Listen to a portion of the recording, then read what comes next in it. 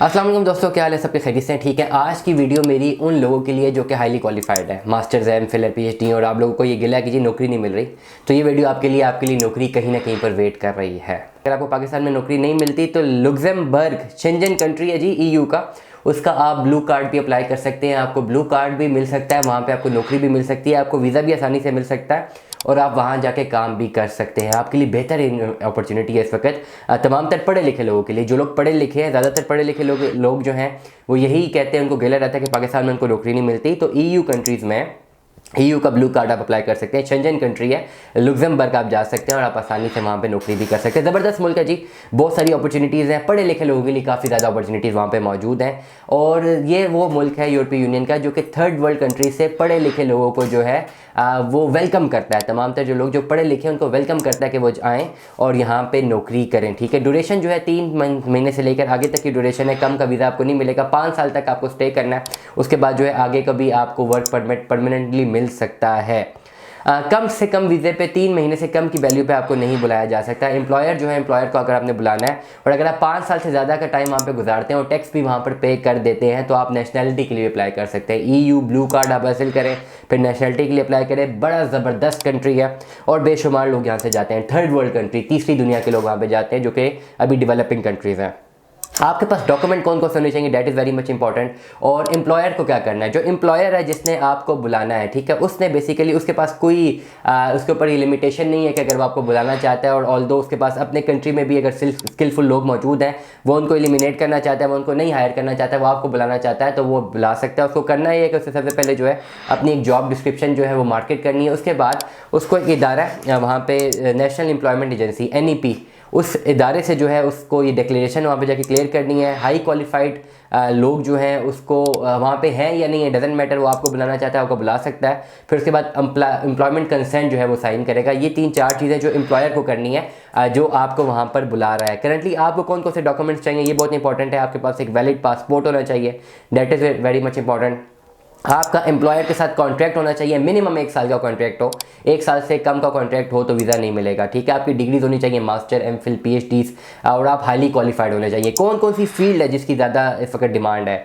System related field, system related. ठीक है। मैं आज से ना 5 साल पहले की बात है, 2018-19 में जब मैं अपना एमफिल कर रहा था तो उस वक्त एक बड़े अरबाब इख्तियार थे जो कि एक अच्छी पोजीशन पर फाइज थे। वो आए थे, उन्होंने मेरे डायरेक्टर से बात की और उन्होंने बता रहे थे कि यार मैं फ़लाने ओहदे पे फाइज हूँ, मेरे वालिद भी फ़लाने ओहदे पे फाइज थे, और बड़ा अपने आपको बता रहा था ना वो बंदा। तो मेरे डायरेक्टर ने बात सुनी, जो मेरे इंस्टीट्यूट के डायरेक्टर थे, माशाल्लाह खुद पीएचडी डॉक्टर थे। मैं इस वक्त एमफिल कर रहा था, मैं स्टूडेंट था उनका। उन्होंने कहा यार ये छोड़, फॉरगेट अबाउट इट, कि आप पता नहीं कौन से इदारे में इतने बड़े अफसर हो, डजेंट मैटर। आने वाले टाइम पे सिस्टम पे आप क्या कर सकते हो वो पूछा जाएगा। दुनिया में कहीं पर भी जाओगे ना नौकरी करने के लिए तो बोलेंगे भाई ये सिस्टम है, इस पे बताओ क्या कर सकते हो। फॉरगेट अबाउट कि आप अफसर थे और इतने लोगों को आप डील करते थे। हर बंदा अपने आप को डील कर सकता है। तो वो बात आज मुझे बिल्कुल सच साबित हुई है कि देखिए जो वैकेंसीज भी आ रही हैं ईयू की, डिजिटल कंटेंट को मैनेज करने की सारी जो जॉब वैकेंसीज हैं, एप्लीकेशन प्रोग्रामिंग की, एनालिस्ट की, जितना भी आपके पास जो सिस्टम ओरिएंटेड टास्क है जिसमें मुख्तलिफ सॉफ्टवेयर का यूजेज है, स्टैटिस्टिक्स है, इकोनॉमिक्स है, मैथमेटिशियंस हैं और CS से रिलेटेड सब्जेक्ट्स है, कंप्यूटर साइंस से रिलेटेड सब्जेक्ट्स हैं। मतलब ये आपका वो स्किल जिसमें आप सिस्टम ओरिएंटेड जो है अपनी सर्विसेज प्रोवाइड कर सकते हैं, उसकी ज़्यादातर डिमांड है। सिस्टम पे बैठ के आप कुछ भी कर सकते हैं आप, और उसमें आप हाईली क्वालिफाइड भी है, मास्टर्स भी है, एमफिल भी है, डाटा एनालिस्ट की जॉब है, नेटवर्क प्रोफेशनल्स की जॉब है। ये सारी की सारी जॉब्स आपका इंतजार कर रही हैं ईयू में। अगर आपके पास तमाम तर डिग्रीज़ हैं, आप ईयू में, यूरोपीय यूनियन में ब्लू कार्ड के लिए अप्लाई कर सकते हैं। मुल्क आपका होगा लुक्सेमबर्ग, जहाँ पे आप जा सकते हैं। एम्प्लॉयर को क्या क्या करना है मैंने आपको बता दिया है कि ये चीज़ें करनी है। एम्प्लॉयर आपके पास मजीद डॉक्यूमेंट कौन से होने चाहिए? सबसे पहले एक वैलिड ID कार्ड आपके पास होना चाहिए, बड़ा ज़रूरी है। पासपोर्ट आपका होना चाहिए।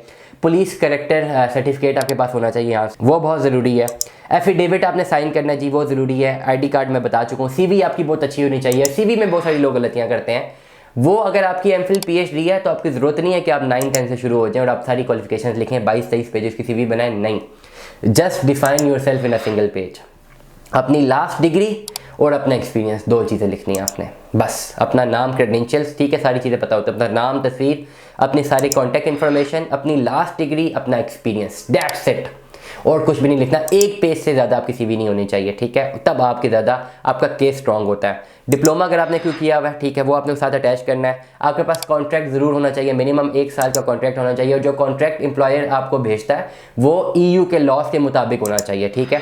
ग्रॉस सैलरी जो है वो ज़्यादा होनी चाहिए। जो एम्प्लॉयर आपको जिस सैलरी पे बुला रहा है वो ग्रॉस सैलरी एक एवरेज ग्रॉस सैलरी से ज़्यादा होनी चाहिए, क्योंकि आप हाईली क्वालिफाइड स्किलफुल लेबर है, हाईली क्वालिफाइड है, इसलिए आप वहाँ पे जा रहे हैं। तो फॉर एग्जांपल अगर किसी को जो है 10 पाउंड मिलते हैं, एग्जांपल दे रहा हूँ, एक एवरेज इनकम की बात कर रहा हूँ, तो आपकी 12 होनी चाहिए, तब आपको जो है वीज़ा मिलेगा। तो ये तमाम तरह डॉक्यूमेंट्स, आपकी डिग्री बड़ी इंपॉर्टेंट है, आपकी सीवी इंपॉर्टेंट है, मजीद डॉक्यूमेंट्स, पासपोर्ट, वैलिड आईडी आपके पास होना चाहिए, पुलिस सर्टिफिकेट आपके पास होना चाहिए, और आपके पास एक एम्प्लॉयर का लेटर होना चाहिए, तब आप EU जा सकते हैं। ब्लू कार्ड अप्लाई कर सकते हैं। पहले इनिशियली 5 साल के वीज़े के लिए जाएं, 5 साल के बाद आप वहाँ पे रजिस्टर्ड हो, टैक्स पे करें, और फिर आप अपना उसका डायरेक्टली जो है आप इसकी नेशनलिटी भी अप्लाई कर सकते हैं। यूरोपीय यूनियन की शेंजन कंट्री है आपका, अगर आपके पास यहाँ का अगर वीज़ा लग्जमबर्ग का, तो आप 28-30 मुल्कों में भी जा सकते हैं। आपको अगर जॉब कैसे सर्च करनी है, जॉब सर्च करने के लिए एक मेरी वीडियो थी, यूके में जॉब कैसे सर्च करनी है, उसको आप देख सकते हैं, इसी चैनल पे है। या अपना लिंक्डइन प्रोफाइल बनाएं, और डिफरेंट मार्केट प्लेसेस है जो EU की मार्केट प्लेसेस है, आप गूगल करें, मैं आने वाली वीडियो से बताऊंगा डिफरेंट मार्केट प्लेसेस कौन सी हैं। वहाँ पे जाके अपना अकाउंट बनाएं, अपनी प्रोफाइल अपडेट करें, वहाँ से भी आपको जॉब मिल सकती है। दुआ में याद रखिएगा, अपना बहुत सारा ख्याल रखिएगा। स्टे ट्यून्ड में। अल्लाह हाफिज़।